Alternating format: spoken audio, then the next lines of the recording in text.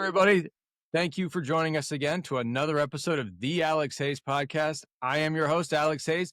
With me today, once again, is the one and only Kurt Wuckert Jr. He is a veteran entrepreneur, a deep-root supply chain management, marketing, and broadcasting experienced professional. He is CoinGeek's chief Bitcoin historian and the host of the CoinGeek weekly live stream. He's also a frequent Fox Business contributor, the founder of Gorilla Pool, and he holds a black belt in Brazilian Jiu-Jitsu and coaches the competitive team. And so with that, I have brought him on right now to share his wisdom and insight about AI and the agentic commerce system that is about to explode and already is exploding. He has a new entity or a new venture called Be Open as well, building infrastructure for what he calls Web3's agentic future. And I wanted to bring him on, get him to share some of this insights so that he can explain some of these articles he's been writing about you are not bullish enough on AI and the agent revolution that BSV needs. So with that, Kurt, thank you so much for coming back on today. Man, this is I may use this for my own resume here. And just like, here, just watch Alex's podcast. I appreciate it. No, thank you very much. Again, this is his second time being on our podcast, and I'm truly grateful to have you here with us today. So let's dive into it. Kurt, you've called yourself a toxic serial entrepreneur, and you were flipping garage sales as a kid. And give us a 2-minute version for those that don't know you and haven't watched my last episode with you. How does a kid cutting lawns end up becoming CoinGeek's chief Bitcoin historian and now building AI agent infrastructure? So, man, the 2-minute version. Let me. I should have warmed my lips up for this one. No. Honestly, business has always been just something that fascinates me. I love the business cycle. I've always loved the idea that essentially anyone can create anything out of not exactly nothing, but very, very little. Like the entrepreneurial spirit is that thing that allows us to live in the opulence that we have. You know, something as simple as concrete was an idea that somebody had and said, you know what, I think I can solve this major infrastructure problem with concrete. And you know, as a 10-year-old or whatever, I don't even know when this started for me. It was like, hey, you know, I would really like to participate in the creation economy. I always really liked the idea of technology and communication. And so heading that direction, I like to talk to people. I like to learn from people. I always kind of hated being a child. And so, you know, for me, it was like, how can I spend more time with adults and then interesting adults at that? And, you know, that required work. And so just doing that kind of thing, like, hey, I'll cut your lawn and, you know, maybe don't pay me. Tell me what you're up to, that kind of thing. And, you know, and it turned into, you know, antiquing and some of these other things. Like you get to know people and what they care about. And, you know, you pay attention to the knickknacks on the walls, which nice clock, by the way, that looks really cool. And, you know, and that kind of thing always just fascinated me. So I loved history and commerce and relationships and communication. And that's really, you know, I think that's essentially all we're here to do, right? You know, like love God and love each other the way we love ourselves, right? So that's the way that I've done it. Now, going from that, like my love of technology and all those other things, it got me into, you know, politics early. Like I really liked like, hey, what are the actual systems that impact our culture? That got me interested in money and the history of money. And then that led me pretty quickly into Bitcoin. So I got into Bitcoin quite early. And for totally non-financial reasons, I just thought it was a fascinating tool for communications and commerce. That led me to, you know, as things progressed and Bitcoin started to get really political, I was a guy with a big opinion because I was interested in the underlying fundamentals. And so I've been basically a big mouth and a big pain in the butt to a lot of people, which has earned me both notoriety and infamy that now I get to be the chief Bitcoin historian everywhere I go, which is both a blessing and a curse. But that's the very short version of that story. Awesome. Yeah, no, and for what it's worth, I've definitely appreciated your friendship over the many years that we've been Likewise. been together. So what was the moment that you realized that AI was going to be as transformative for business as the internet was? So it's pretty recent, actually. I mean, AI itself is a pretty recent thing that's become ubiquitous, right? Like ChatGPT became a relevant tool in people's everyday lives like 3 years ago. So this is not a big amount of time, but the actual underlying technology there goes back more than a decade, anyways. But the first time regular people got their hands on it was like what, 2023, basically, when people started to be able to use ChatGPT. It was actually a better tool a year ago than I think it is today. ChatGPT in specific, but which Totally. is seemingly everybody that's used it for more than a year or so agrees. Now, the beauty of it is that none of it lives in a box, right? Because of the competitive economy, we have like Google Gemini, and then there's tools like Claude, which is my favorite tool at the moment. But there's also really powerful open source tools. You have things like Kimi and Llama and some of these other things that you can run on local computers. And so in the last probably 9 months or so, I've realized that, okay, this is more than like, give me the best recipe for, whatever, like the kind of things that your average person uses ChatGPT for, like how much cumin goes in the chili, like that's great. But, now it's a little bit like, hey, Claude, give me a competitive rundown on my three biggest competitors and also the company in my industry of interest that has grown the most over the last 18 months, and how have they done it? Create for me a competitive analysis.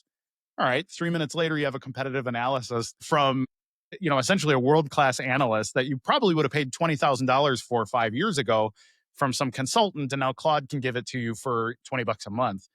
And then with that, you can say, great, now give that to me in a markdown file. And then you can take that markdown file and put it in a folder and say, okay, now use that folder and that markdown file and then create for me a business plan based on my business metrics that allows me to compete with them. Like, help me iterate on that better. And 3 minutes later, you've got a business growth plan and then, all these other things. And so the fact that Claude is able to think more strategically and then also iterate on its own work without hallucinating in and of itself is just, I mean, it's phenomenal. It literally means that you can have individual employees that are individually specialized, live in a folder on your computer, and can do your marketing, your sales pipeline stuff. Now, shoot, they can even answer your phone calls in a human voice, and these kind of things. And so, in our business, I mean, just seeing how it's blown up our ability to do things that would have taken us 6 months to implement. And it's like, you know what? I need a website that does this now. And like inside of 2 or 3 days, it can be, scoped out, fully coded out, penetration tested, and all these other things. And, and now I've got another sales funnel that's up and ready to rock and roll. And so this is way more than theory. I'm not an AI influencer. Like I am an AI industry entrepreneur. And it has tremendously impacted our business in the positive. So we're beyond the theory at this point. That's awesome. And yeah, this leads to the next question quite well, is that your company has apparently had a massive shift, right? Yeah. You just said that your company over the last 9 months has had this massive shift of attention.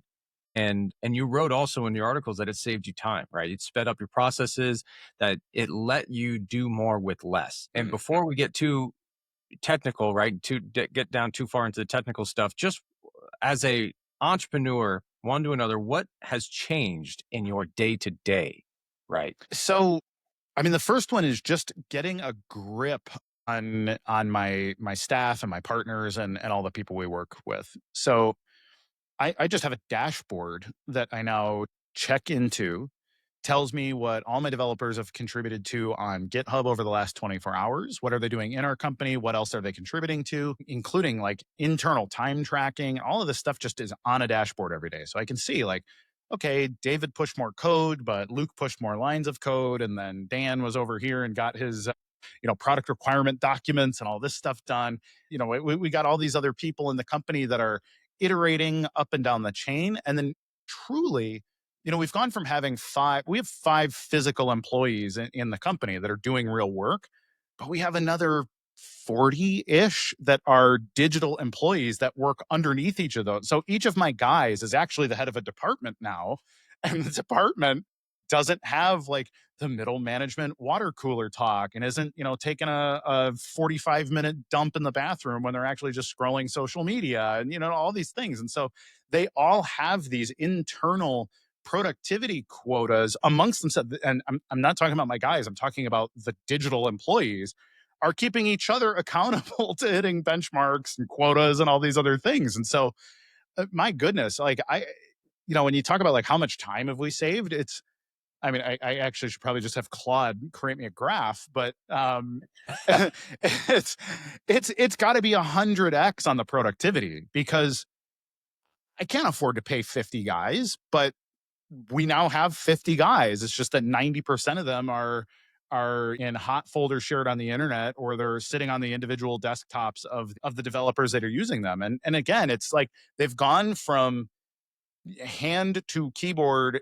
coders to now I'm the manager of the entire front end of the company, and all these staff members are under me doing their job, giving me reports every morning. We iterate on these other things, and then they have underneath them like a coordination robot that goes to an implementation robot, that goes to a quality testing robot, that goes to a security testing robot, that goes to and like I always envision smart factories looking like, Cyberdyne systems or whatever, like Terminator style, like assembling robots. And it's like, okay, that's not what it looks like. They are actually just text files that sit in folders, but they're just tremendously productive. And when they're set up properly, which is the hard part, they cut the time and labor and problems down by like 95%. So we're that much more productive this year than we were last year. That's insane.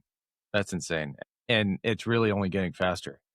Yes. So let's start with the next conversation here. Our next question is what business owners get wrong, right? What are the business owners right now getting wrong about AI? When somebody hears AI, they think robots or they think ChatGPT just writing an email prompt, right? But Right. what is AI actually doing right now, and that matters? What's it doing right now that matters for business in, say, the $2 million to $10 million range? Let's try to be a little specific here. So it's funny. One of the things we do is we will build out these kind of systems for you. The problem with most entrepreneurs in the that are trying to use AI tools is the same problems that entrepreneurs have existed, with their outsourcing and their employee management for 100 years. It's I'm not good at outsourcing. I really just I want to be busy at my desk. I don't trust Susan from accounting to actually do the job. So I'm just going to write all the checks and do all the billing, so then her job, like you're paying her to do the job, but you're still doing half the job anyways. And, same with reception and same with customer service and same with your production. You get a lot of one man operations that, try to grow into hiring people. But let's say you're a skilled worker of some sort, like you're a carpenter or maybe you run a really killer food truck or something, and like you're hesitant to pass off the like, yeah, man, I cut the meat, and if you cut the meat wrong, the tacos aren't right, and like that's the kind of thing that is understandable. Like I get that because I'm a bit of a perfectionist and I can be a bit of a micromanager myself. But it's the same thing with the AI. It's the is that prompt right? Does it actually sound like me? Is this the way that I want my company to look? And so, but they live in one box of iteration. They're talking to they're talking to Chat GPT and hoping ChatGPT can keep all this context. And you're asking one chat, okay, how do I ship more widgets? And how do I bill my customers more quickly? How do I do my follow-up emails when, stuff goes over net 30 or whatever? And, that kind of thing. And, ChatGPT starts to become just a neurotic version of you living on your computer because it's juggling too many things just like you were, and that's not helpful, right? Like you're training it to be the same crazy one man operation that you are, and then it just becomes some version of yourself that you hate, and it has all of your negative traits, and the only thing it's actually good at is just processing the data faster. But if the data is as chaotic as you are, then you're not moving forward. And so the analogy that I love to make is the difference between a food truck and a high functioning restaurant, the kind of restaurant that can franchise. Let's just say McDonald's, right? So, I would prefer to eat at the food truck because the food truck is probably awesome because it's in a competitive environment. The recipes are good. The ingredients are almost certainly better than McDonald's. But that food truck can't scale up because I like the cook. The cook is what makes that place special. Now, the McDonald's model is how can we systematize that? What should the thickness of the patty be such that it can be made in a factory and then heated up by a 15-year-old, you know? And that's a very different way to think about business process. But with this technology, you have the ability to program in that kind of thing. You can say, hey, Claude, what are the 5 dumbest things I'm doing in my company right now? And so it'll give you that analysis of you. Now you have to be humble enough to accept that information. And then you can ask it. You have to say, okay, if I were to hire 5 employees that solve my problems, what do they look like? What is their job description? And then what is their day-to-day churn? What are they doing on a daily basis such that they deserve to be paid because they're making my business more efficient? And it will give you that information. And then you can simply tell it, okay, create those employees for me right now. Put them in markdown files, give them names, give them profiles. I want to call them Bill and Susie and you know, Javed or whatever the heck you want to call your different people in your company, and truly personify them. If you personify them, it makes them easier for you to remember. It makes them easier for you to communicate with, and it actually makes it easier for them to communicate with each other.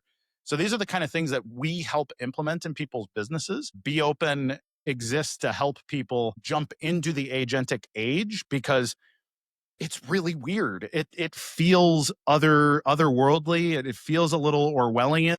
And in some ways it is. And if we do it wrong, it really can be. And so it's important to do it right. But unfortunately, you know, we can't put the genie back in the bottle and people can't just put their head in the sand and say, you know what, I don't want to do this. This makes me uncomfortable.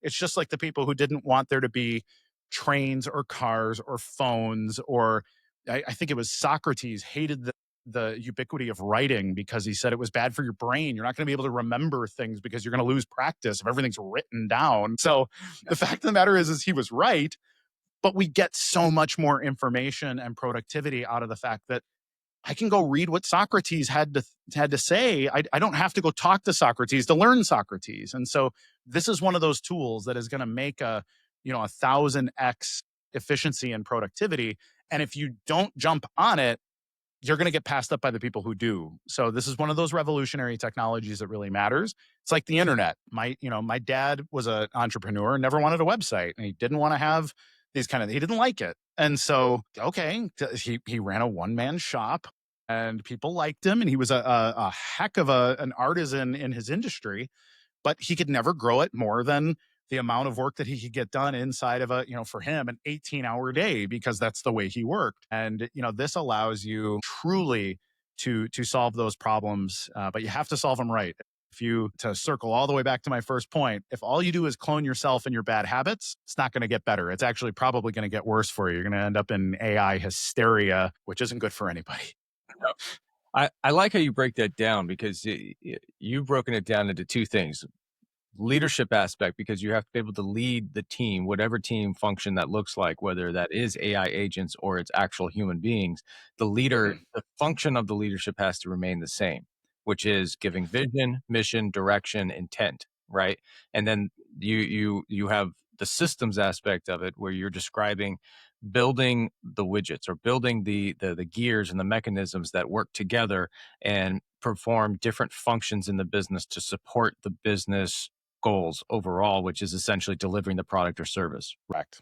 Like I think breaking it down to those basic parts helps to demystify a lot of what this AI talk is all about. People, pie in the sky or remote data centers and all this wonderful stuff in the cloud, right? So I think that was very eloquently spoken. And what do you think is the most overhyped thing that people think AI can do right now, but it actually can't? I mean, certainly there are some human aspects of things. Like I've trained a research bot on all of my writing. I'm lucky enough to be a public writer of opinion articles, and so I was able to feed my AI 400 things that I've published over the last 5 years, and say, okay, this is my public opinion on business, on Bitcoin, on technology in general, some politics, some religion, some of these things. So I was able to very easily get my coordinator bot to be like little Kurt, essentially. But even when I ask it, like I'll ask it for me, like somebody will ask me a hard question and be like, man, and maybe I don't want to think about it. I'll pass it to them. Be like, you know what? Use your Kurt information bank and come up with a response that I would come up with if I cared about this question right now. And half the time it's great. Half the time it's like, oh yeah, I forgot I wrote that article. Actually, it'll re-reference me to jog my memory. So it's like this ability to go back and read your diary from 5 years ago or something and say, oh, okay. But what it can't do is it can't necessarily understand the context, right? And so if like you and I have a personal and a business relationship, like we've done business together, both direct. I think we've both been customers and vendors to each other at different points. Yeah. But we're also personal friends. Like I know your wife and kids, my wife and kids, like all of this kind of thing. And so if I try to automate my relationship with you, it might work for certain parts of our business relationship, but it's going to be really hard to program the context of like, hey, Alex Hayes is a person that I like. And we have all this other personal context and things that we might say to each other that are perhaps inappropriate for business, but are appropriate in our personal relationship and how we talk to each other. And if I try to outsource our relationship, it'll be obvious to you that I'm not actually talking to Kurt here. And that's so like there are things like that where you don't want to lose the human touch. Like we are a special organic being that grows in really little ways after every single interaction. And so I think the real threat is like, hey, if you're the kind of person that has maybe 50 really good customers, but you have a really personal relationship with them, you probably shouldn't outsource your in and outbound communications, your emails and things. Like if you're the kind of person that like, all your customers come to your house for Thanksgiving, that kind of thing, definitely don't outsource comms and relationship aspects of your business to a robot that's trained on you. And I say that especially because mine was particularly densely trained, and I still would be disappointed with the way that it would try to emulate me. And it's going to be a lot worse for any other person that would attempt to do such a thing. The second thing is do not let yourself get lazy. So, one of the big problems of automation and truly, capitalism such that it's made it that it makes a lot more sense for you to sit at a desk all day than it does for you to go swing a hammer or something.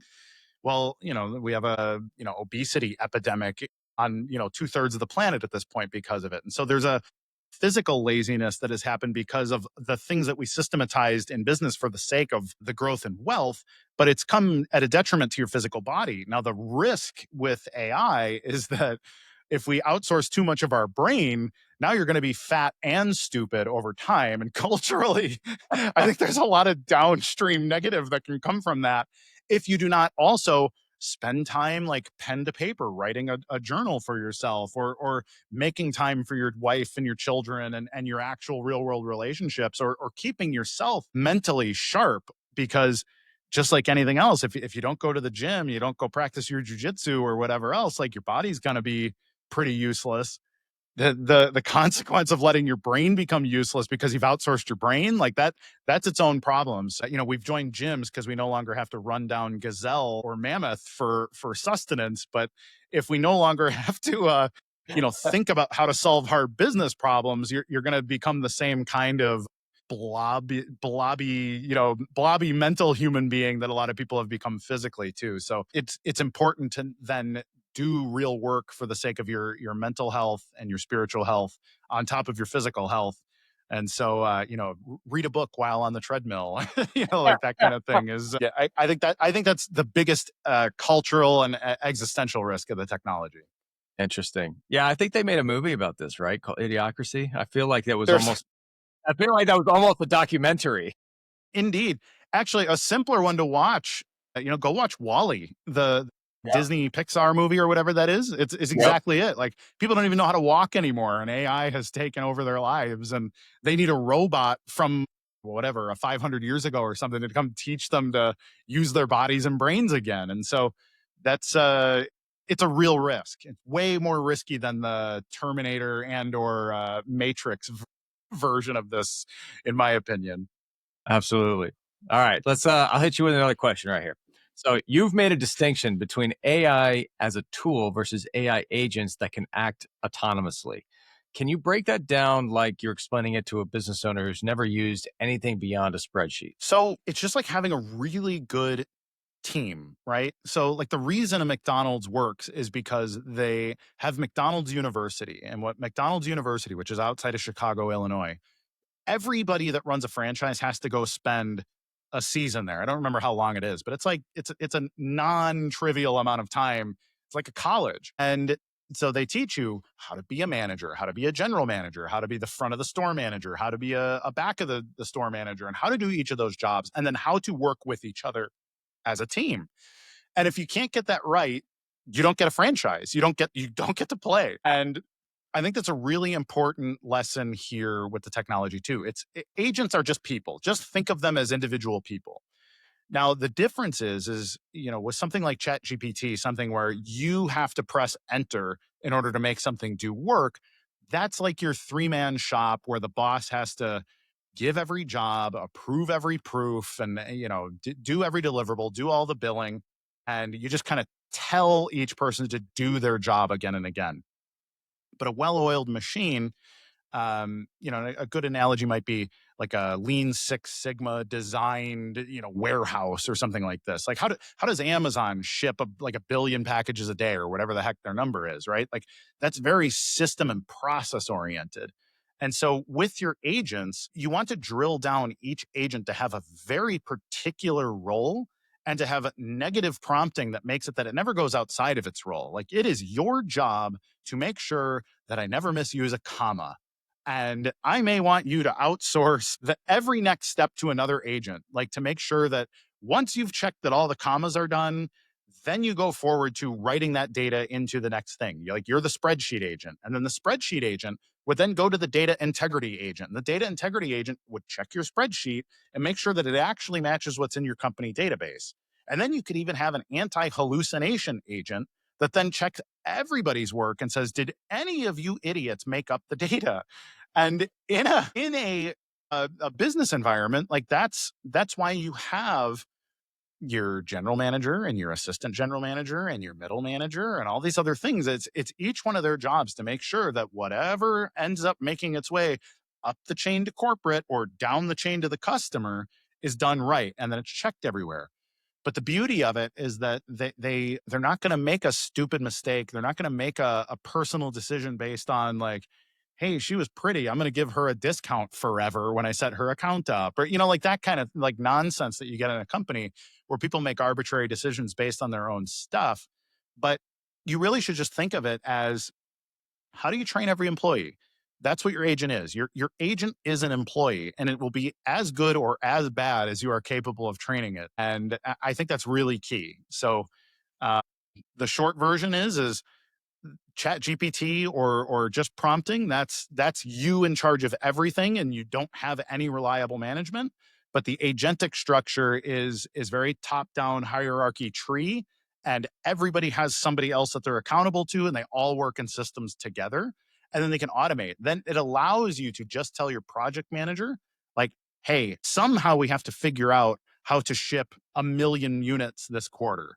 Well, then it's okay. I'm going to make a business plan, and then I'm going to have my business plan checker make my business plan. And then it's going to, okay, like, does the raw material even actually exist? So now we got to do a research, like all this other thing. And, it allows even a one-man company to truly become a 50 or 100 person company, all with specialized employees that then work, and they work towards solving big goals by breaking them into granular pieces and then, eating an elephant one bite at a time, essentially. I think it's totally fascinating. And I've been down this rabbit hole as well with you since I've been following along with your content. So I encourage everybody to if you have not subscribed to Kurt's podcast on YouTube, please do so. You will not be disappointed. So here's another question for you. So you've talked about how the key to AI is training models to be educated like humans. You've even mentioned it on the show already.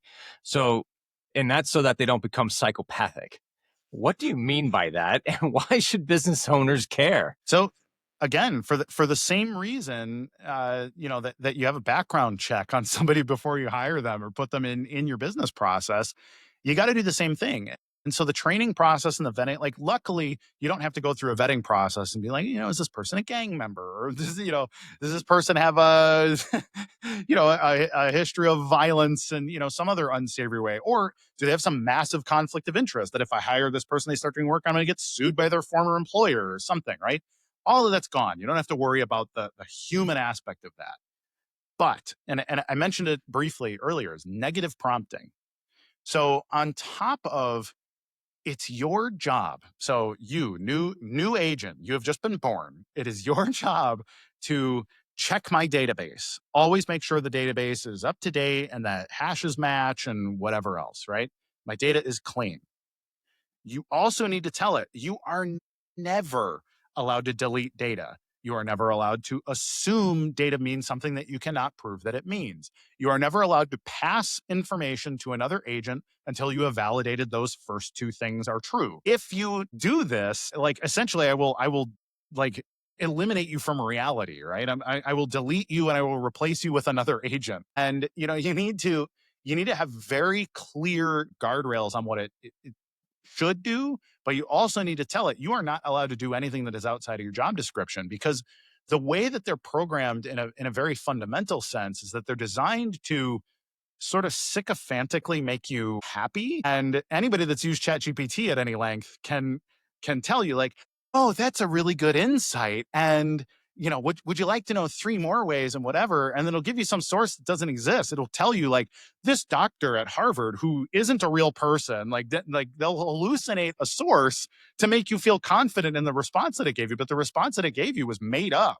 So if you just let it grab information from the ether, it will lie to you to make you feel like it's accomplished its job. And even way smarter models like Claude, when you give it like a unit test and say, hey, look, I need to ship a website for a customer and this and that, it might do something stupid like put API keys in plain text in the front end and allow people that if they just know how to go into the browser debugging, they can see your keys. Maybe they can get your product without paying. They can just say, oh, okay, their Stripe API has their keys here. I'm just gonna tell their website that Stripe did approve this purchase, and I'm going to make it look like I'm getting sales. They won't notice for weeks, until they go to reconcile their books and say, hey, why did we ship stuff that didn't get paid? And, so that kind of thing. So Claude will solve your problem in a way that looks nice. But if you didn't have a security checker whose job it is to say there's no plain text keys anywhere in front end software or any of these kind of things, it'll just make decisions for you like any other bad employee would, because it didn't know. And like when you hire a junior developer and he loses the company money, maybe he gets a slap on the wrist or a write up, or maybe he gets fired depending on the severity of the case. But with Claude and building agents using Claude or things like OpenClaw or some of these other things that are similar technologies, you have to be very careful that they have very strict guardrails. And if they don't have those guardrails, they will become a nightmare employee, and they won't even admit it. Like you can go drill down and say, like, okay, give me your logs, export your logs and show me what happened here. And, they may lie to you. So you have to give them the guardrail that you're never allowed to make up data.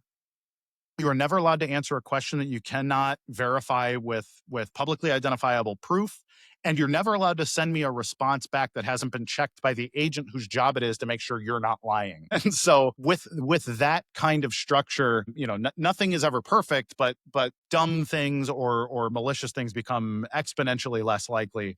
And in fact, less likely than they would with human beings, who are just as likely or probably more likely to collude or whatever else for the sake of their own benefit as well. Like they don't have that uh, intrinsic desire to, compete with you, or, they don't have that human, like, I think I could run this company better, like they don't have that kind of thing.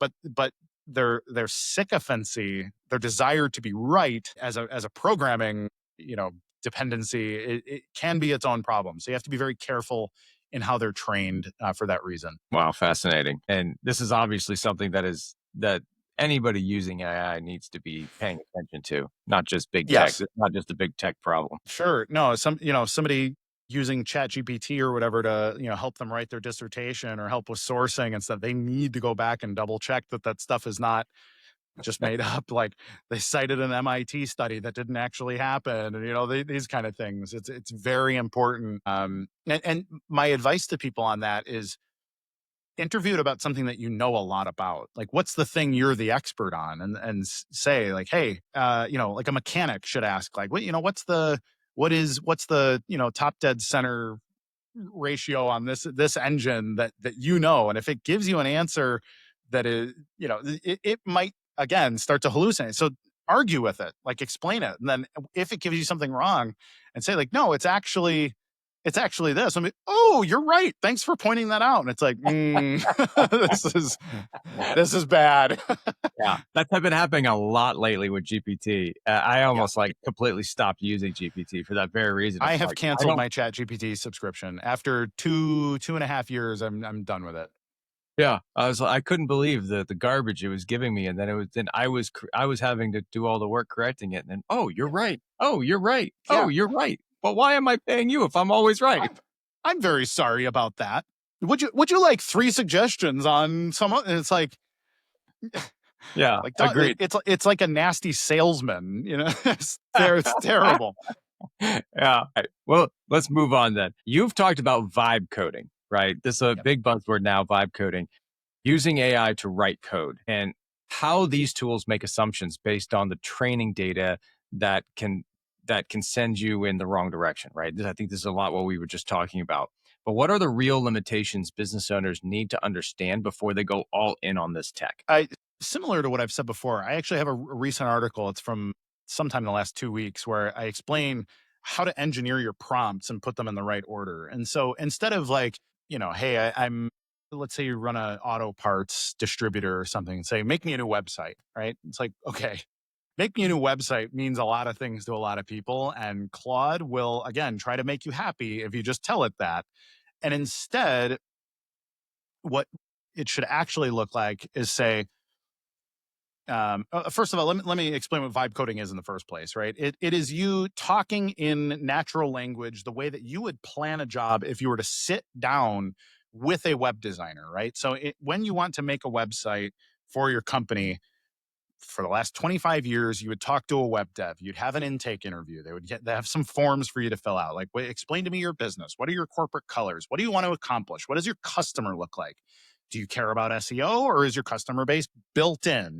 These kind of things. All of that is relevant information. Well, it's the exact same kind of relevant information that you need to give to Claude, because Claude is now your web design agency, but it's dumber in a lot of ways because it can infer more about your business than you could tell it. And instead of making intelligent decisions the way that you would hope that a good web designer would, Claude will just spit out what it thinks you should do. And what it thinks you should do might be completely irrelevant to your business, or might actually be harmful to your business. And so what you should do is start in plan mode and say, hey, my company has 500 SKUs. 30% of them drive 95% of business. Here is a database of those SKUs. I want you to figure out what is the most efficient and most secure database that we should be using. Are we currently using something that's good, or can you suggest for me something that would be X better? And bonus points if it's cheaper to use. Then for our front end, I would like to have the UI be less like a catalog and more like an interactive experience. It really matters to me. Like the customer flow needs to work like this. It would be even better if you were technical enough to say, hey, I'd really like to use a React front end versus whatever, like pick some other front end logic, and that kind of thing. So the more information that you can program into it from the get-go, and again, these are things that it can help you plan, but you have to start in plan mode. So one of the good ways to do that is say, interview me. I want you to interview me, ask me 500 questions that at the end of it, you know exactly what my website is supposed to look like. And I'll say, okay, what's your, and it'll go. It'll start to basically build a digital intake form for you to begin to do that well. And so with that, it allows you to vibe code, which I hate that term. I hate the word vibe in the first place, but But what you're doing is you're trying to put your brain into the computer such that it understands what you want. And I've actually had this problem with real web developers too, where I've got a grand vision, I've been super clear what I need, how to say it, and this and that, and like just all the language will be wonky. They don't know my business, they don't know my industry or whatever, and so they make decisions that might make sense to them, but will confuse my customers because they don't understand my customer or my industry, right?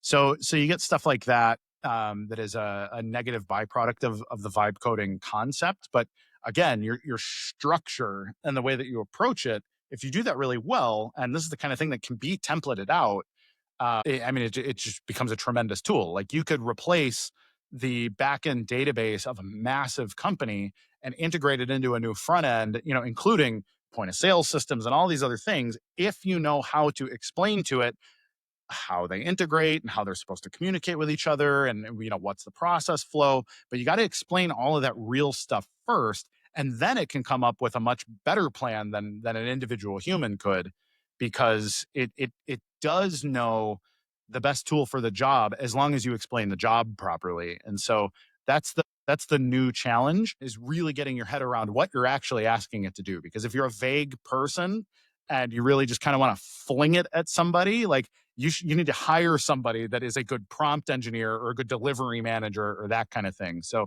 the term to get comfortable with is product requirement document, because if you can create a good product or project requirement document, a PRD, that's going to be the first huge step in you doing this job really well. Awesome.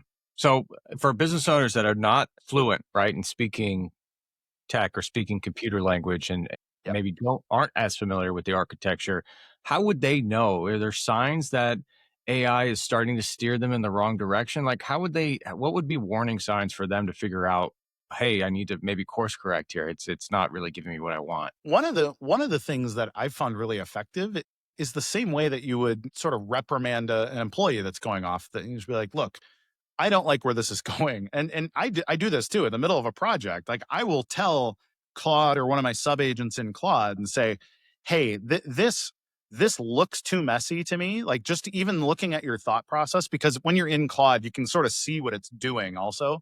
It'll give you sort of some feedback as it's working and say, you know what, I already don't like the way this is going. Let's wind this back. Let explain to me why you're doing what you're doing right now, and that kind of thing. And then that can trigger it to then rethink or say, oh, maybe I misunderstood. Should we go back into planning mode and that kind of thing? And the beauty of it is that if you can talk, like if you're not afraid of being direct and giving an order in such that it's clear, you can solve those kind of problems. And there's nothing wrong with saying, hey, with what you implement, before we move forward any further, did you do security checks? Is there any blatant, like, would an ISO audit show this to be accurate, or would you fail? And it'd be like, oh, good question. It'll go back and start to fix its work, like that kind of thing. So, but you have to know how to ask that too. And so it's really important that somebody that is qualified to ask the right questions is also involved. So a lot of people talk about how, Claude and, some of these AI tools are going to create like a ton of unemployment. And I don't think that's the case, because you still need experts to be doing this kind of work. You're actually just accelerating the value of a good expert. So your cybersecurity people, your IT guys, and all this stuff, instead of, sure, coach, it's going to take me 6 weeks. I'll get you something back after Christmas. They can say, okay, I understand the job, and I can probably get you something back in 3 days, right? And you still need to outsource that work to a competent expert, especially when it comes to things like security.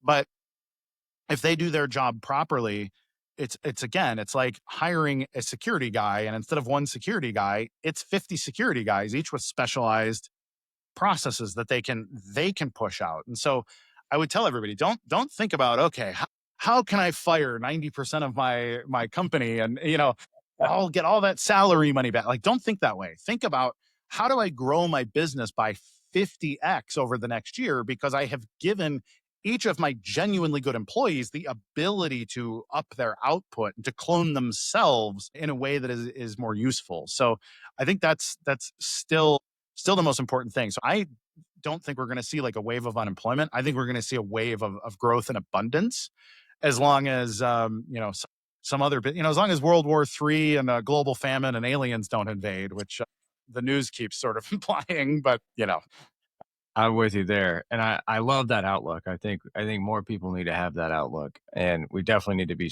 circulating that narrative a lot more, I think. And you just touched on something that I want to kind of drill down a little further in, and that was the cybersecurity aspect, right? So yeah. research is showing that AI generated code has significantly higher rates of security vulnerabilities, right? Nearly 3 times as high in some studies. And for a business owner who's excited about using AI to build tools, automate things, and explode growth, right? How worried should they be about the security aspect? I mean, again, if you're just saying, build me a website, like, hey, my company sells widgets, build me a website that sells more widgets. And that's the prompt. Like, that's why. Okay. Now, if again, you still need to hire a security firm, you still need penetration testing, you still need these things to happen.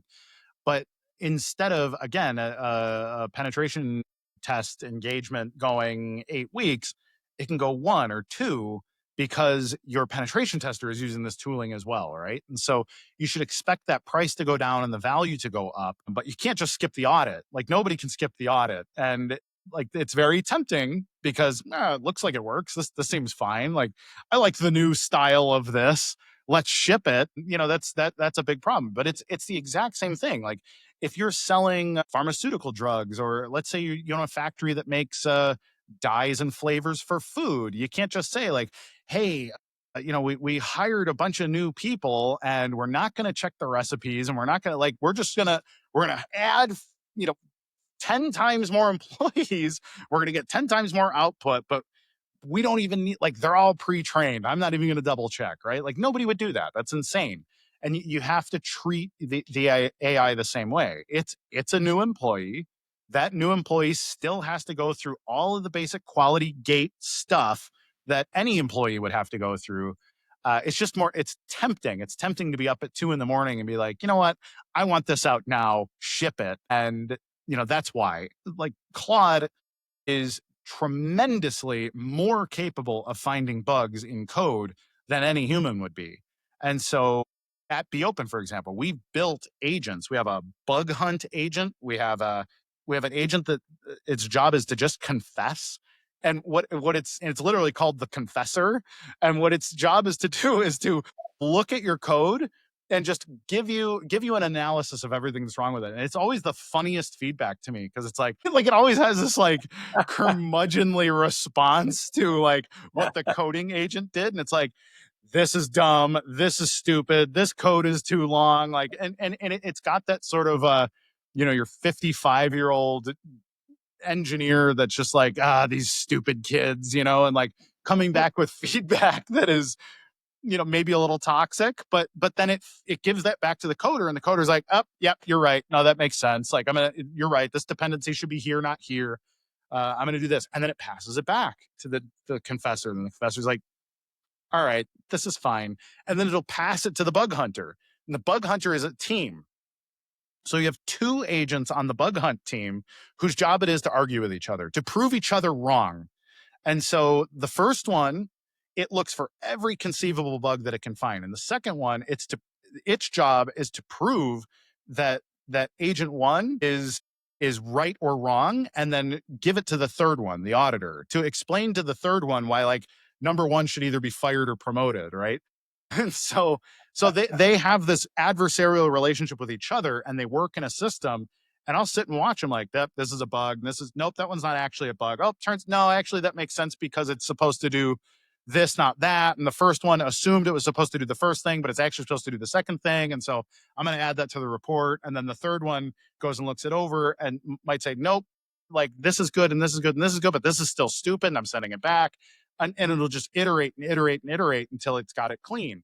Then it passes the clean package back to the confessor and says, okay, now what? And until the confessor and the bug hunter and there's a few others in the mix, until they all come back and say, yep, this is crystal clear, then that code goes to an actual human developer to check, right? Like, okay, are they crazy or are they good? And in the last 6 months, if you actually run it through the quality gate like that, it's been almost perfect. So, but you have to know how to do that, how to program those tools. Like we give these agents away for free, actually. So at beopen.ai, people can download our entire toolkit, mostly just because we want more people to be able to vibe code. I'm trying to up the ante here and give interested entrepreneurs a leg up. But I also want people to call and ask me for help when they get confused. And we've got a consulting fee and whatever else. Like, hey, if you don't know what you're doing, we're very happy to be the manual check on your code or on we'll sense check, pressure check, whatever else that you want. But we help get people down the road with really good agents that are pre-installed with really good skills and all of that. I love it, and that's so needed. It's that particular service is so needed right now, right? And right now, it's so critical to build it and build it the right way, and not to just jump in feet first without knowing what rocks are underneath the surface of the water, right? It's important, right? So, 100%. Links will be below for sure for all of Yes. this. So let's get tactical now, right? You described AI agents as specialists that live in plain text files and with a lead agent that breaks down complex tasks and delegates to the others. Can you walk us through a real example of what that looks like in your business? Sure. So at the company, I'm an officer. I'm one of the founders at Be Open. I'm one of the founders at Gorilla Pool. They're related companies, but they're not the same company. And there's a lot of things that need to be traversed. Like we are dealing with client equipment. We run a high speed compute operation where we host equipment for customers. For people that understand the Bitcoin mining industry, you'll understand how crazy that industry is. But also we're doing like cloud compute, node operation, and all kinds of all of that. But then we're also doing this new because we've started to work in this agentic commerce area. Basically, anybody working in like video gaming or casino gaming or online payments, all things that are heavily regulated, require extreme levels of security and this kind of thing. We have identity protocols and OAuth flows and like there's a bunch of crazy stuff. And all of it is basically the most difficult stuff to get into. Like you cannot hire a junior developer to manage any of these things. And so in our real day to day, so I'll just talk about me personally. For the company, I'm an executive, but I also generally handle marketing and sales. So what that means is like our websites, like how are we optimizing our web presence? So I have a marketing team that lives on my desktop. Now I used to manually go through Google Council and I'm looking at, okay, what are Google trends? What are trending keywords that are relevant to our industry? Like what are the things that we should be saying in our regular social media updates and our blog posts? And how do I make sure that our YouTube channel and our X Twitter account and our Instagram and our blog posts are all intercorrelated? And that would take, I would have to plan out 2 months in advance, like what we're doing. And in tech, that's particularly hard to do because tech moves really quickly. So I might have something that's scheduled for June that by the time it comes time to publish, something about it is like majorly obsolete. And then I've got to stay up late and rework all of that. And it's kind of a nightmare. So for me, I have a team of research agents, sort of like what I said in the intro. What's the industry doing? What are my clients doing? What are my competitors doing right now? I get a daily report by Claude. He runs this at 8 a.m. So and when I'm at my desk after my walk at 9 a.m., I look at the report and it says, okay, Mark Zuckerberg did this and Donald Trump did that.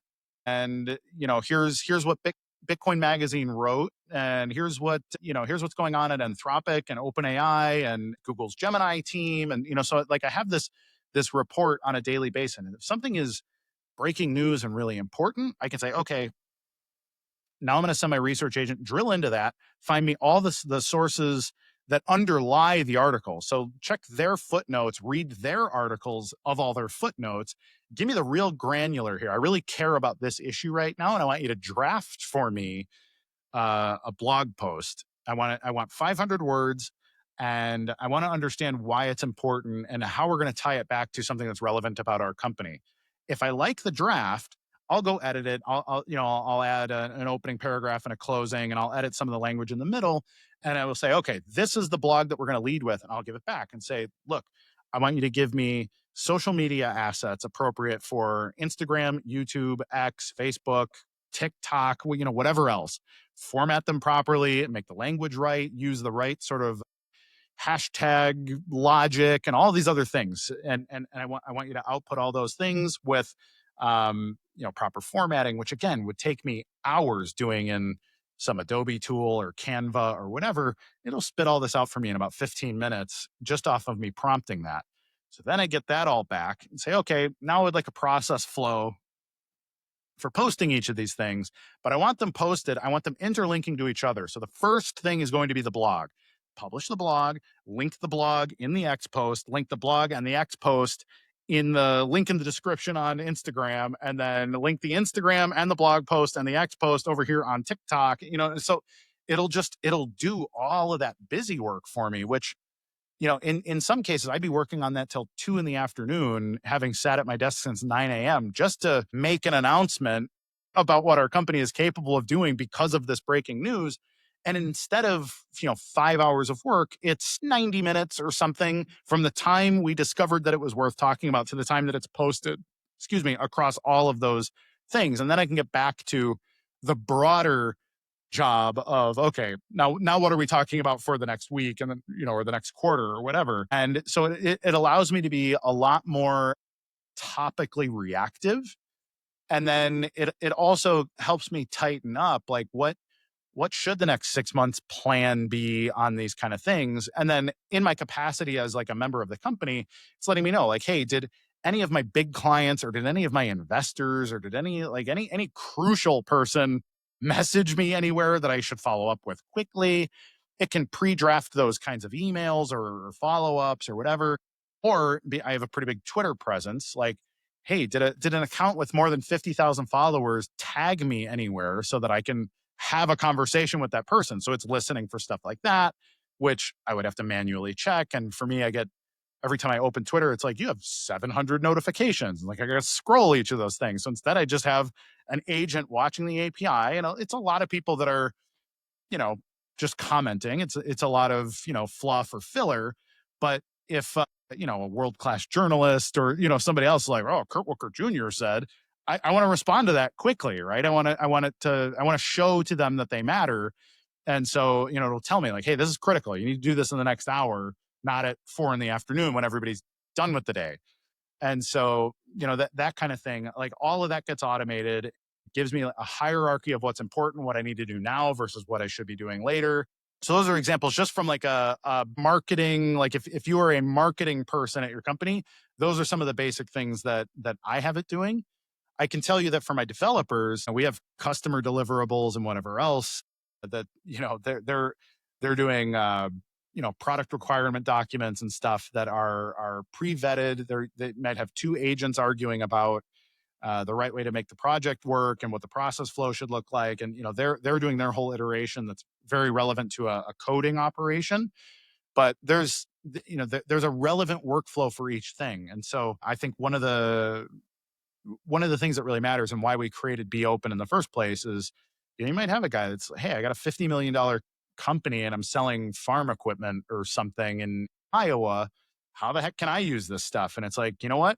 You kind of need to fly me out, and I'm going to have to learn about your business for a few weeks, and then I can make some suggestions. And, it'll look expensive, but over the course of the next 6 months, we're going to suss out all this stuff. Like, what are all the ridiculous little busy work things that are happening in your company that should just be automated? And done right, you can get, again, that, 10x to 100x efficiency in paperwork pushing, and, the irritating repetitive processes can all be automated, and automated well. Yeah. No, I love that. And that kind of answered the next question, which was, the claim that a one-man army, one-man operation can scale a huge business, or what previously, or what was a non-scalable or an unscalable business model with one person. All of a sudden, you have a whole lot more headroom of Yes. potential as an individual. Yep. So I think it's powerful to sit with that for just a moment, for people to realize that this is an amplifier, right? AI agents are amplifiers on what you're good at. And I love how we've addressed this several times already. And this is great stuff. So let's turn our attention a little bit towards the micropayment aspect, because this is something that hits a little closer to, I think, your passion, right?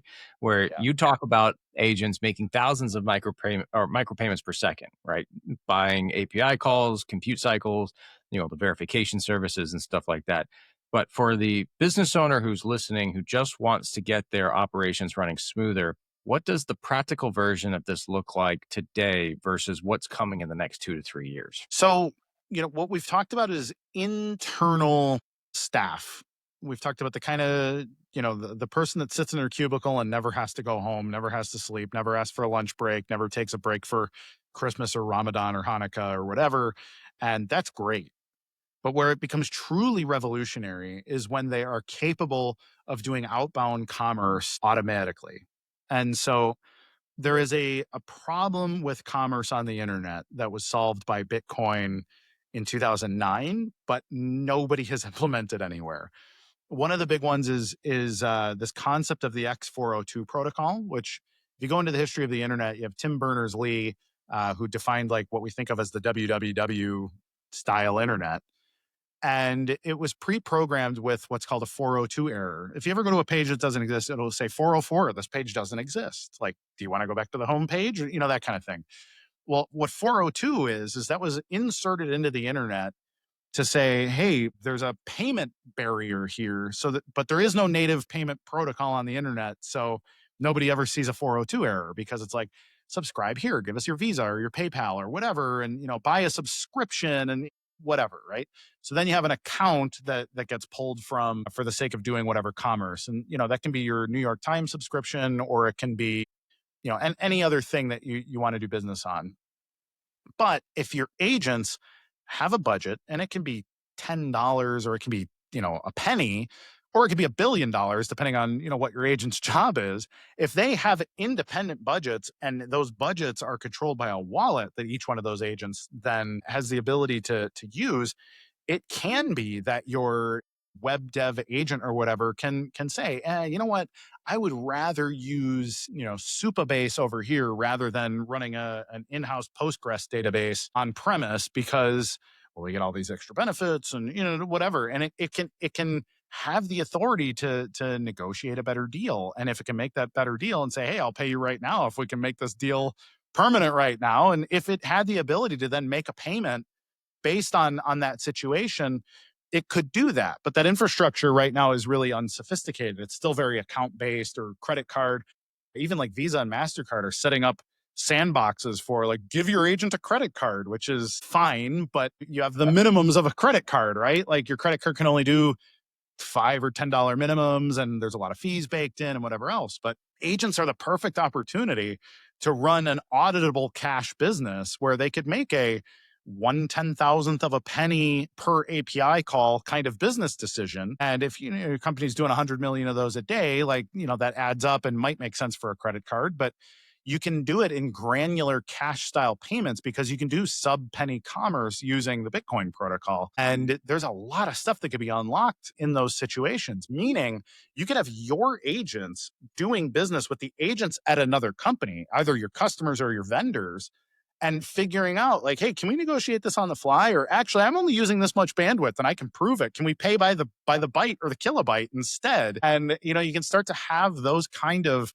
low level relationships that find the inefficiencies in your payments infrastructure or your other technical infrastructure. And it can do those things better if they have a viable cash system. And there's so much there that then allows you to truly let loose the commercial aspect of these things. Like imagine if you could have digital salesmen, let's say you're a web dev actually, and you want to sell themes, right? So say, hey, I've got these really cool themes. I manually coded them up. I think they're really great. They're $2 a piece and I want to sell them to 10,000 people, right? Well, $2 a piece is not something that works really well with a credit card. But if your agents could be negotiating with the agents of your potential customers and saying, hey, we can make it a penny a day for the next 2,000 days. You want to make that deal? Like these kind of things where you can start to make really, really weird granular business deals that would otherwise be totally inefficient and impossible because of the billing and whatever else that would go into it. And that actually just becomes there's no friction there anymore. And so it allows you to not have to subscribe to, Riverside or StreamYard for this much a month and be like, you know what, I want to pay by the megabyte. every podcast, and there is a megabyte value. And if we can figure out what that value is, we can pay for it granularly, and you know, and just make those kind of things better. And that's the kind of commerce that we've not been able to talk about before. But just like the internet made it that, hey, it used to cost 25 cents a letter to send a letter to somebody. And then the telephone disrupted that and made things cheaper. But then the internet made it almost free to have constant global communications with other people. So it's like that threshold of your ability to communicate keeps getting lower and lower. And the micropayment commerce is that next opportunity to cut out a lot more friction and latency that otherwise exists in the economy. I love it. And I would love to see some more innovation in this space. I know you're working very hard to make this a reality. So super excited for what the next couple of years look like. Now, let's bring it back to the business owners today. What are some of those, what's the one or two things that they can be implementing today? So it's hard to not turn that into a commercial. So, I mean, telling people to watch my podcast or read my articles, I think education first is really important.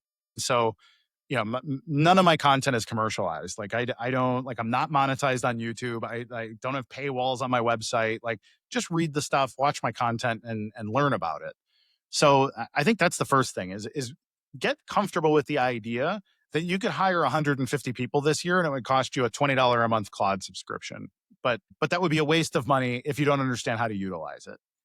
The other thing is, just once you get past that threshold, get good at having AI interview you to understand what your needs are and what you stink at, what you hate doing in your business, because those are the kind of things that you should be working to outsource. Secondly, just don't be afraid. That's the most important thing. There's so much fear around the technology and what it's going to do to the economy and, mass layoffs and these kind of things. And like, don't be that. If that's going to happen anyways, then you want to be early and you want to be benefiting from the extra efficiency before the world adopts the extra efficiency. So that's your incentive to do it in the first place. But your second incentive is, you could be one of the people that ends up kicking off.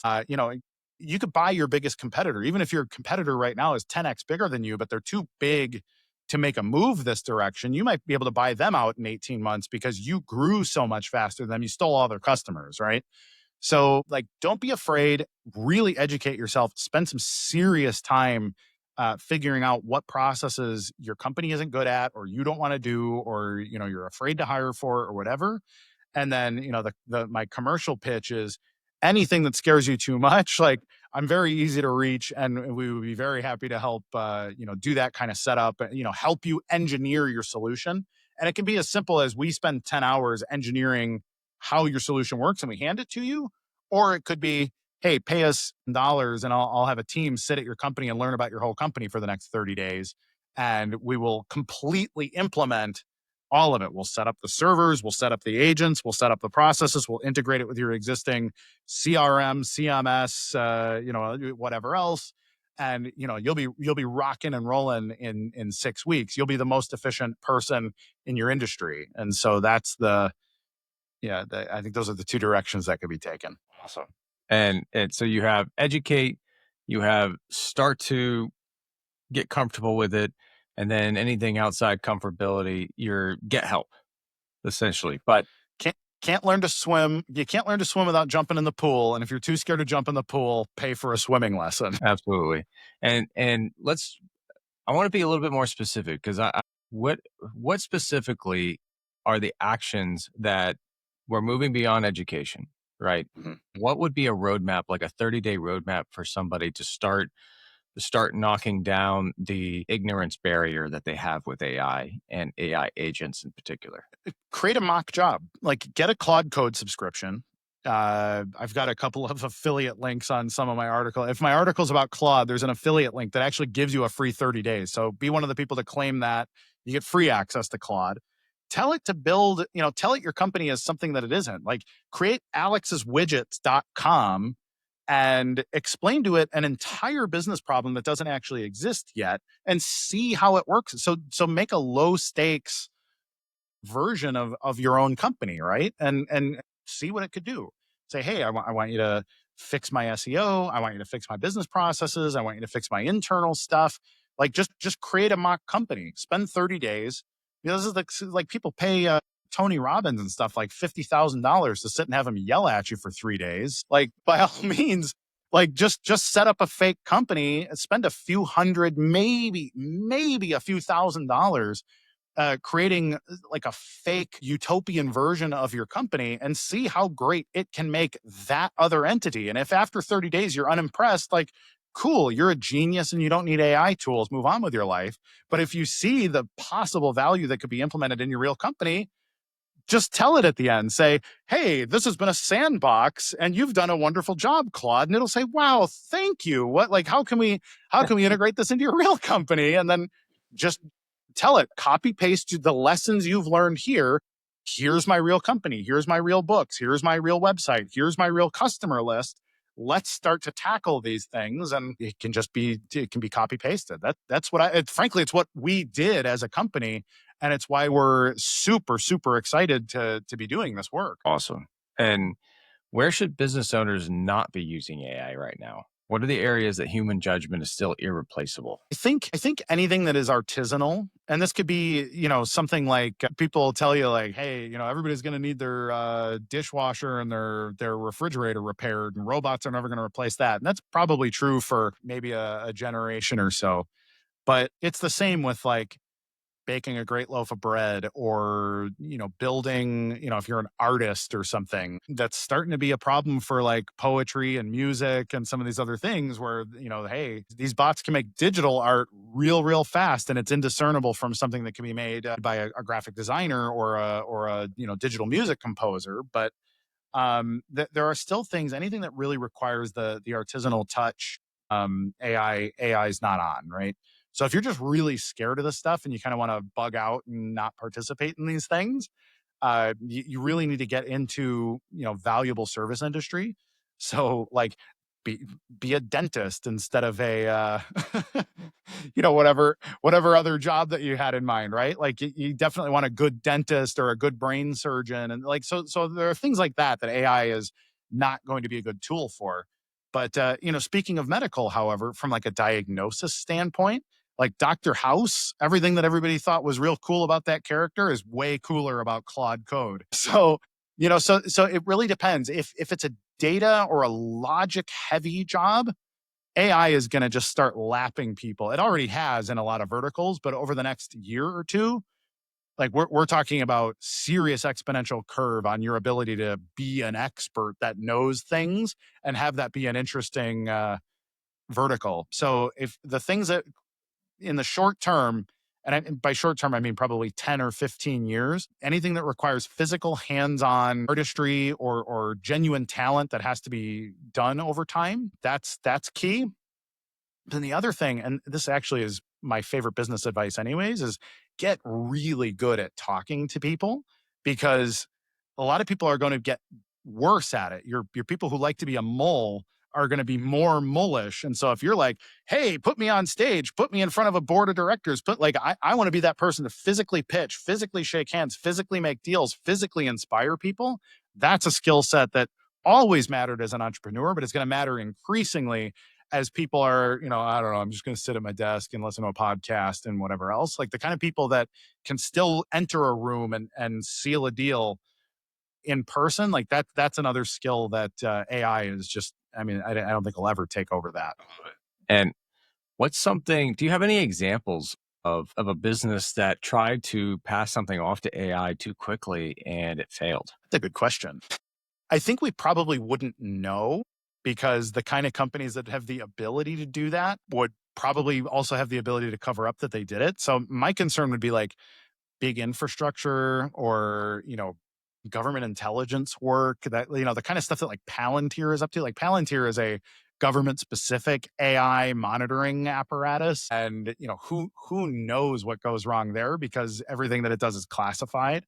So similar with like, Anthropic, the company that owns Claude, they turned down a Department of Defense or Department of War contract or whatever. And Sam Altman, Mr. OpenAI, was like, hey, I'll do it. Pay me $1 trillion to blow people up. So like, there's stuff like that where when stuff goes wrong, I think that kind of thing get covered up. And so an interesting one, I wrote about this about 2 years ago.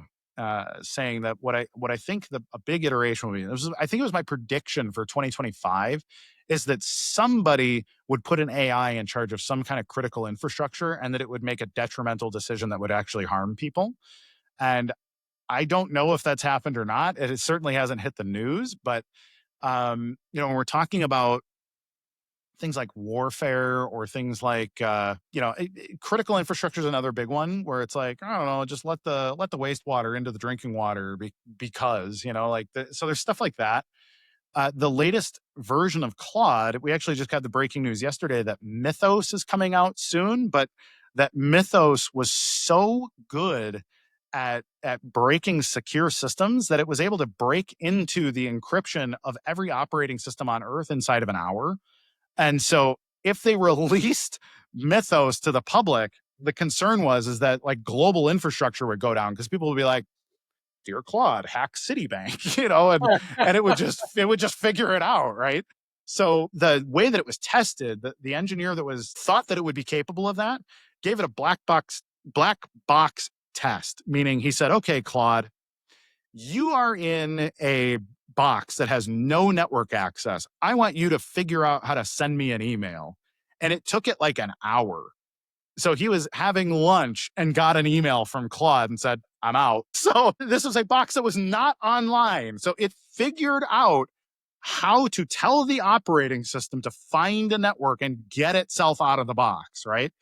And so that kind of thing, like that's a very powerful tool, frankly, a dangerous tool. Like this is Skynet, right? This is literally, you want to watch Terminator 3 and they're like, well, put Skynet on it. That'll solve the problems. And then, John Connor ends up in the bunker while the Earth gets nuked. And so again, I don't think these things are malicious. I think a lot of people fear the Terminator version of this, but the real malice comes from people. If you give people too powerful of a tool, there are just too many people out there who are malicious and will use these tools for a net bad. And there's a real risk there for things like that. We've also seen things like just last week, there was and now we found out it was actually North Korea.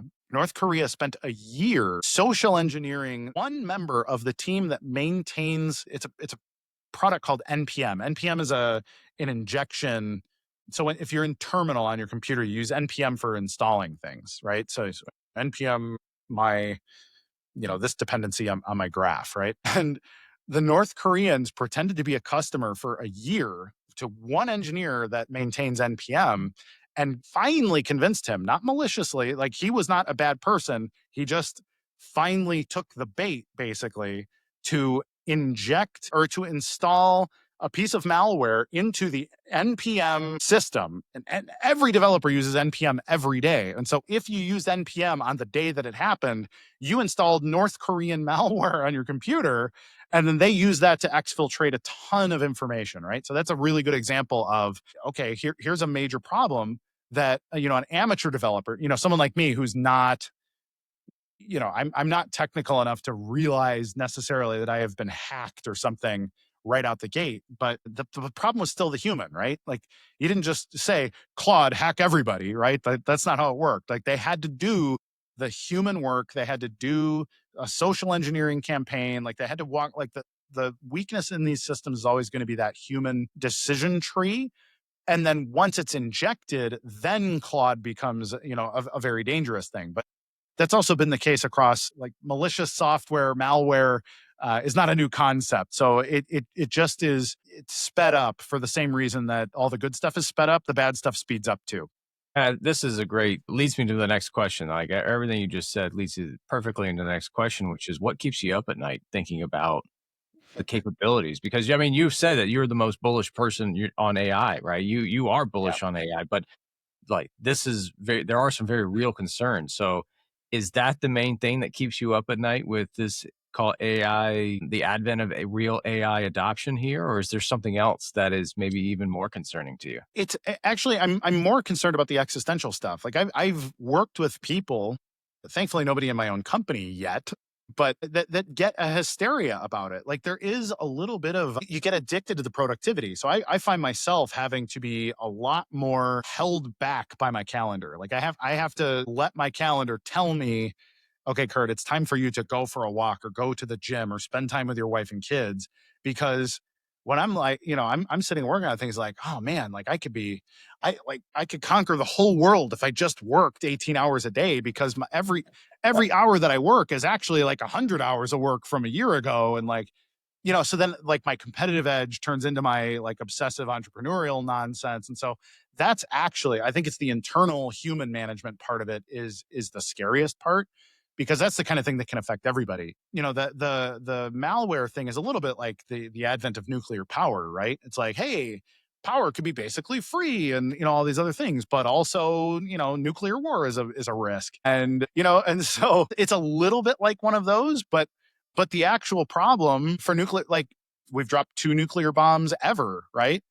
So the nuclear war was not the actual threat. The real threat has been everything else that's come from it. It's the creation of the CIA. It was the Cold War is the actual biggest problem with the invention of nuclear power, because the Cold War has led into what is now like the global surveillance state, and all this other crap that is this persistent daily problem with our privacy and our freedom and all these other things that you have to fight against, because some guy figured out how to split an atom 75, and like it's a really cool invention, and power didn't get cheaper, but the possibility of global nuclear war has made us all live in these weird prison plantations, and that's the real problem. So it's actually the behavior that people generate because of the fear of the scary thing.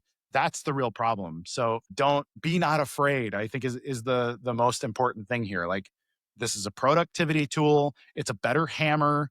It's a steam shovel instead of hiring diggers, that kind of thing. And so build a business that can rapidly iterate and take on customers and build wealth and create abundance. And don't let the scary stuff actually scare you, turn you into a person that gives away your freedom or gives things away because you're scared of the consequences. It's fear.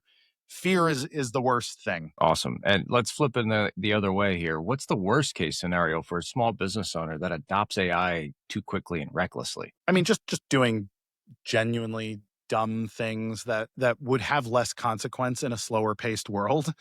So, let's say you ship a website and it's insecure for some reason. People might not even notice that for weeks at a time or whatever, if you're not also heavily marketing your company and some of these things. But if you're using the tooling, say, hey, I want rapid client acquisition, rapid deployment of my site, rapid deployment of all these new processes.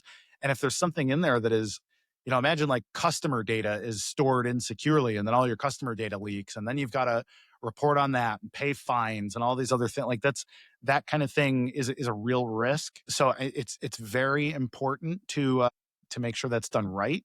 I think the other one is assuming that you would be better off firing your human employees. Like, I know there's sociopath business owners out there that are like, great, I want to can everybody, I'll just do it myself. So I think there's a big risk of that becoming, something that people attempt, and I think they'd be worse for it. I think the other one is just people trying to outsource, like I said earlier, the human relationship part of things, like having a chit chat around the water cooler or going to a company picnic, or just striking up real relationships in the real world becomes harder and harder if we're all going to work from home, or we're all going to be our own solo entrepreneurs and all of those kind of things. Like, that's another thing that your small business owner really needs to think about, and again, set policies for, and say, hey, our company's not allowed to become this thing. And that's hard. It's hard for people that don't have the experience in scaling a company or something. So those are the risks as I see it. And so data privacy, intellectual property, employee displacement, right? These are all some of the real concerns that business owners have, or people are having right now.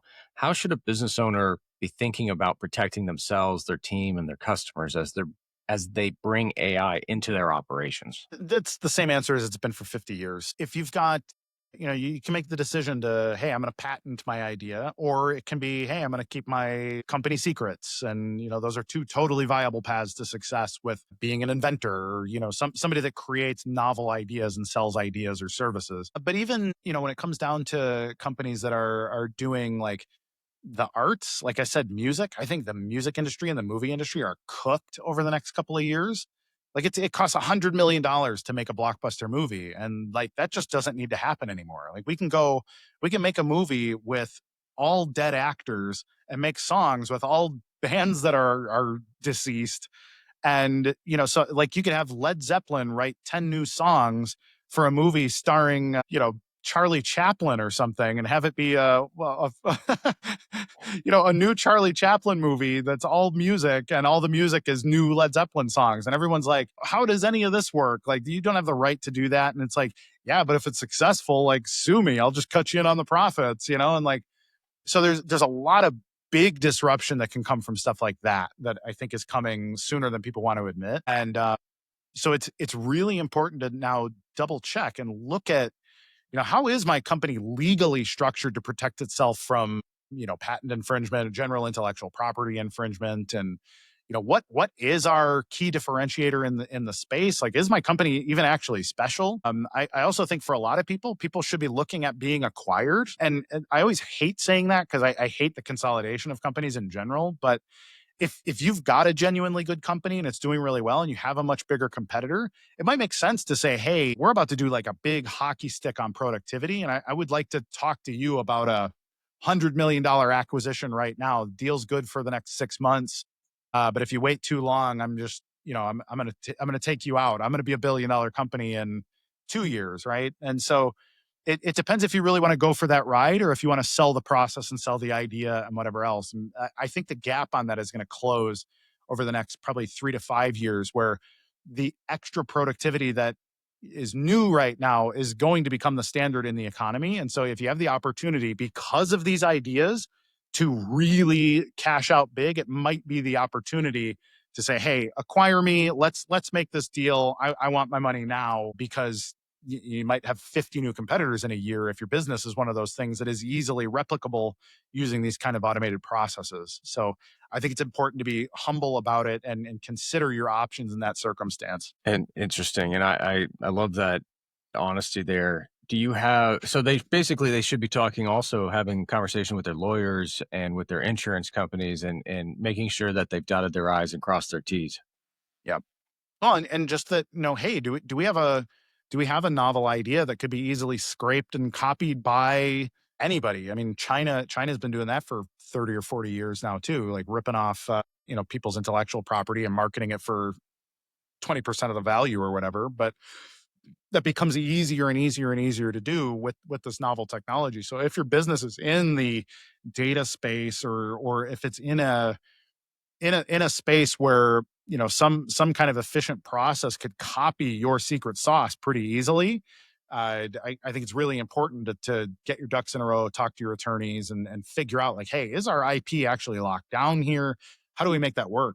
And actually, Anthropic itself, Claude Code accidentally leaked their source code about 2 weeks ago because of that NPM issue. So they were trying to work on, like, holy crap, there's this massive malicious bug, and the bug actually caught them and leaked their source code. And so they did not have patents on Claude, and now the secrets of the underlying Claude source code leaked. Now, luckily, they're probably a year and a half out on iterations anyway. So the new version of Claude, this Mythos that I talked about, it's done. The only reason they haven't released it is so, we don't get every bank on earth hacked the day that it's released. But, the old version of that now is there's 50 Chinese copies. Like, hey, use this code. And it's just basically line for line copy of Claude and written in some other language or something. And so there's that kind of thing. Like, be ready to deal with that sort of intellectual property disputes and the potential for leaks and that kind of thing. That's a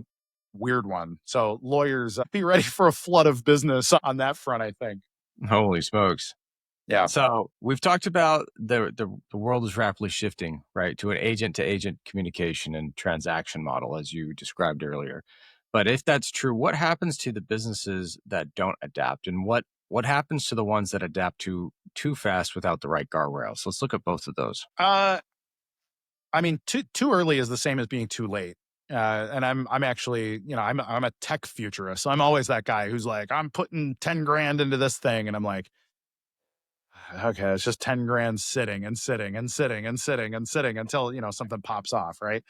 And, there's opportunity cost there, and that's okay. But with the speed of things now, I think it's going to be a little more difficult to be too early. unless you're just irresponsible. So I think there is a responsibility to do things well, but iterate rapidly. And I think that's going to be a big shift relative to how things typically are. You know what, make a good decision, chug away at it, work at it. Like now, going, what is it that, most small businesses fail in the first 3 years is, the kind of thing that people say, right? Well, it's like, at this point, it's like you could know in 9 months if your business is viable or not, and be ready to move on. There's a, can you acquire customers rapidly? And if the answer is no, then you've got the wrong business model, because people should be able to rapidly become your customer. And so I think there is that ability coming. I don't think we're quite there yet, but I think we are coming to the point where you'll be able to make those kind of brutal decisions about your company quickly from both a positive or a negative standpoint. Be like, hey, that might be the standard, right? Like we could look at startups and say, hey, if we can't IPO in 18 months, or if we can't acquire, 100 million customers in 18 months, close the company. That's it. And so, like, I think that kind of thing is coming, and people need to be ready for it. And if you're doing the kind of business that has an internet presence, I don't think you can be too early right now. You can do it wrong because you did it too fast, but I don't think you can be too early with the adoption of the technology at this point. I think the technology is sophisticated enough that if you are disciplined, it's nothing but a good thing at this point. As for going too slow, it's just like anything else, right? Like unions were created because machines were replacing human labor. And to this day, unions, I think, they're a massive detriment to the economy as a whole. They make costs higher. They claim to make standards better, but what they're actually doing is just creating a middleman environment that goes in between companies and their labor. And, that it's just a massive inefficiency, right? And so what you're actually doing, like most of the labor unions that were started 150 years ago have gone away because we just don't need people to sit and dig holes with a shovel anymore. Just get the damn backhoe out and scrape the hole, right? Like that's just how you should do it. Now, with skilled labor, I think it's a little different, right? Like I've got nothing but respect for a good union plumber, because I know for a fact that he's held to a standard that he's going to do his job right. And that's based on not just his training or just his reputation, but also the training of the broader plumbers union. And that's, I think, a useful and respectable thing. But I think any of those other inefficiencies, again, a plumber is that skilled labor guy, right? Like I don't think he's going to be replaced by AI, maybe ever also. But, and I think people know this intrinsically, if your job isn't actually valuable and should be automated away, you need to be working on a way to pivot now, because if you can be automated away, you will be automated away in the next 2 years for sure. So be valuable in your company if you're an employee, and make valuable decisions if you're the person running or managing the company, because you're going to be replaced by people that are on that cutting edge and can, maybe they were a good competitor 2 years ago. They are going to eat you alive over the next 2 years. And powerful statements. Let's go ahead and wrap this up. Last question for you, Kurt. You've said 2026 is the big year. And 5 years from now, what does the business that embraced AI agents look like versus the ones that didn't? Paint us that picture. So let's just say 2030. In 2030, we're looking at, the middle of a new presidential administration, probably. Maybe we'll get Trump 3.0 here. You never know with these things. Think about how different the world is. Like we think in 4-year cycles for a lot of reasons, but one of them is the presidential election cycle and like what that always means for global economics and whatever else, right? I think we could be seeing a world where the global order is really starting to shift, because there is an opportunity for people that are living in the third world that, American labor from an intellectual standpoint has always been a very powerful thing. Like America makes some of the best coders in the world, some of the best engineers in the world, some of the best entrepreneurs in the world, and whatever else. But what the technology does, it lowers the threshold a lot. And for $20 a month, which is something that somebody in the Philippines or Vietnam or Thailand or India or half of Africa, they can afford $20 a month to have access to Claude Code. And if they've got bigger ideas than you and they've got more time than you and more gumption than you, they can replace you, and they can replace you while their cost of living is 90% less than yours. And so, the problem of like, I'm never going to get replaced by an Indian guy because their accents and their culture and this and that, like they're never going to take my customers. My customers want to work with me because I'm an American and they're an American. Well, they can write like an American now. They can translate directly. They don't even have to learn the language, because they can clone their voice. Like they can sit and talk to an AI for an hour. You have somebody in Calcutta talk to an AI for an hour. So it learns all the little inflections of their vocal cord and say, okay, now take my accent away. Now program that to be able to talk instantaneously using sales pitch technology. So I want you to ingest the marketing logic of Neil Patel and the sales logic of Alex Hormozy and the SEO logic of a guy like Alfred Samba and all this stuff, and then apply my voice to it and make my avatar that looks basically like me, but a lot better. Have it be done in 4K such that he can take a Google Meet at any time of the day. Looks like me, sounds like me, but the best Western ready version of me and all these other things. And like, if they automate that stuff faster than you, because you're lazy or you're too patriotic or whatever else, whatever your nonsense is that makes you not want to compete with the 4 billion people on earth that really want to compete with you, this looks like a hellscape for lazy Western. Me and you are elites in that regard too. We're not elites to our own culture, but we are elites on the world stage here, and we need to admit that we probably have an inbuilt laziness that we're not aware of, that other people are going to be very, very happy to exploit for us.